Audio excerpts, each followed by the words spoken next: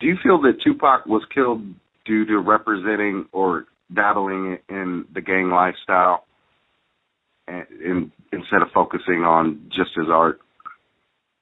Yeah, I do. But at the same time, I believe that, he did it out of just his loyalty to the people that he rocked with. You know what I mean? It was just, he exhibited loyalty. He exhibited loyalty, in everything almost that he did. I know that was pretty much it. That's how he wound up, getting caught up like that. But, he wouldn't just stick with music. He wouldn't be Tupac if he wasn't connected with the struggle and connected with, really, the things that go on in the streets. That's Pac. You know what I'm saying? What do you say to people who claim that Suge Knight was involved? Shut the up with all that conspiracy theory ass shit. You have no idea, no clue, no proof, no idea about, and just let it go, man. If you don't know, let it go, and don't offer unfounded ideas and opinions about what could and what may be, because you know what I'm saying, that just perpetuates nonsense and bull. You know what I'm saying? This is a Jmix exclusive.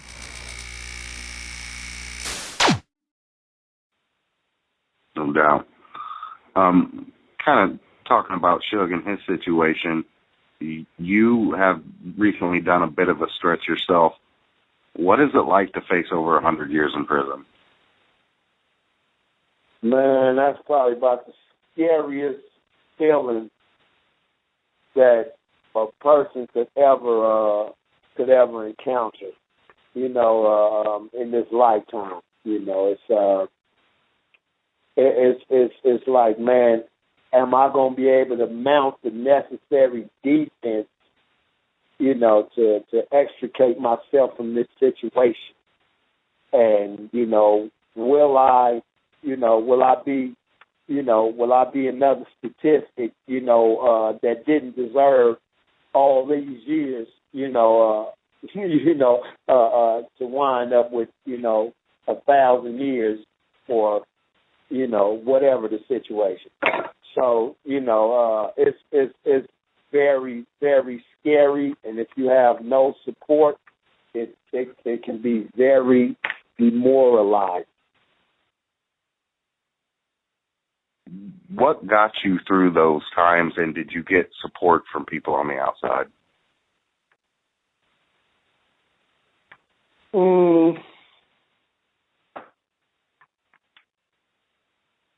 I got support from the outside, most definitely. And what got me through it really is because I had already been through it. I had already been through it before, and I knew that it was a test. It was a test of me, going to stand strong or break. You know what I'm saying, and would I be able to really stand on the faith that I proclaim to have, and really be able to withstand, the pressure that I was under at that time.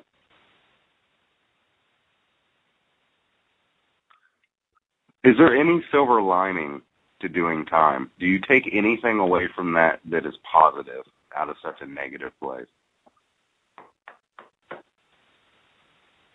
Yeah, well, I mean, it's the investment of time. It's the same as on the street. You know what I'm saying? It's your investment of time. If you in there, trying to, be the hard guy on the line, and you know what I'm saying, the killer in the bunch, and Mr. Set It Off and all that. Then you gonna get what you're looking for, and it's usually not gonna be good.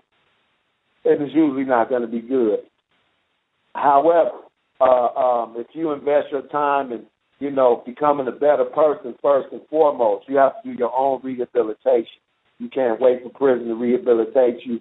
You have to get started on yourself, and the solitude that it provides enables you to be able to do that. If you really looking for a way to not be a part of the recidivism rate, and be a part of the households, be a part of contributing to households without any black fathers, which is an awful thing that we face by this mass incarceration that they constantly inflict on us out here in the United States.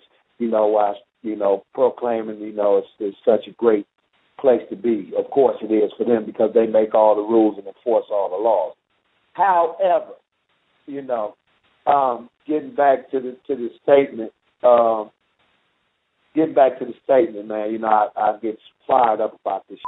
Getting back to the statement I was gonna make, to the question that you asked. The silver lining is the investment of your time. If you choose to, read books and get a better spiritual connection, with the Almighty, or you want to take that time to,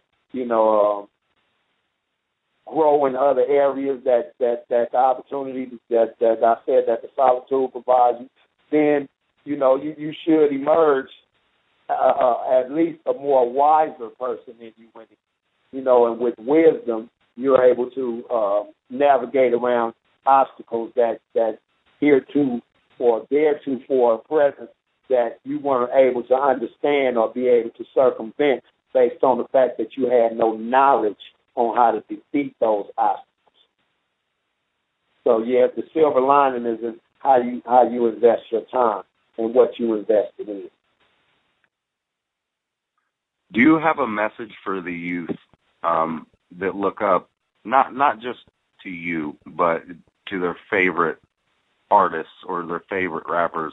Do you have a message to them that feel that it's somewhat of a rite of passage to do a bit in prison? Do you have a message for those people? Man, yeah, I mean, man, look at them photo books, man. Your uncle got right there, your dad or your cousin or something like that, man. All them people standing around with muscles and posing next to each other in prison. You can't even look forward to that no more, because they just took the weight up out of there. So you're not going to go in there and get big and buff and have people scared of you when you come home and all that. If that's, that you still looking for that kind of motivation, we really need to mature first and foremost. It's nothing glamorous about prison. Prison used to be a rite of passage for those in the street life and, that was out there putting in that work, because, a lot of people wondering, is you just a pistol gangbanger? Can you survive, with the hand-to-hand warrior stage?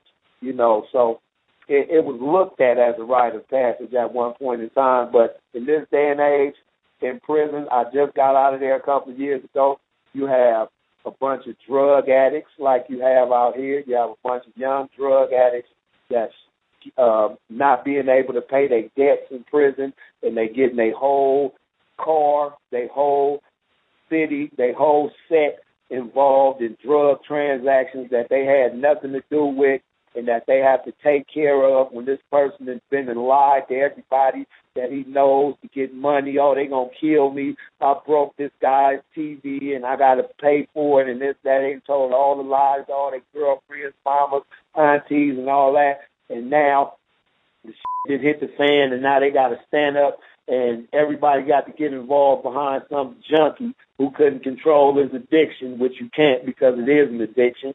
And now everything is in an uproar behind bull, as opposed to, it used to be more serious matters taking place.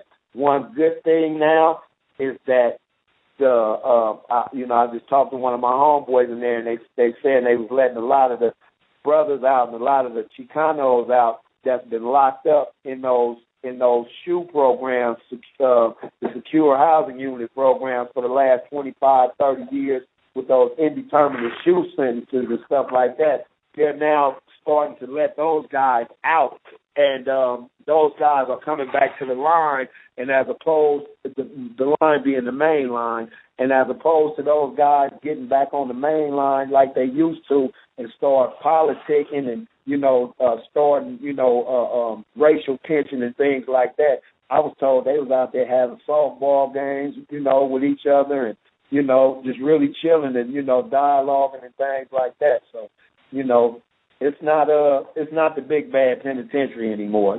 People want to get out. People have been in there way too long, did too much time for too little shit, you know what I'm saying? And they're not trying to spend the rest of their life in there no more. So if you think you want to go in there and be loped out, all this bullshit, you're going to get the brakes put on you as soon as you walk through the door, because ain't nobody really pushing that line no more. Motherfuckers want to come home.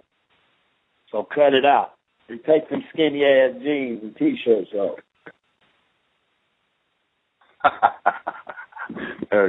Great line.